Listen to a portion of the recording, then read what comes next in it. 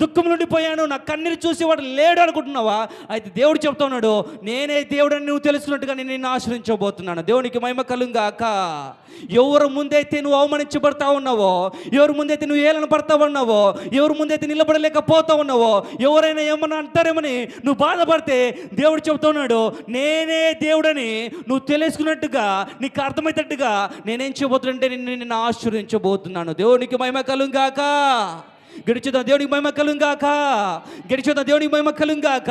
దేవుడు చెప్తా ఉన్నాడు, నేను నిన్ను ఆశీర్వదించబోతా ఉన్నాను. హల్లెలూయా.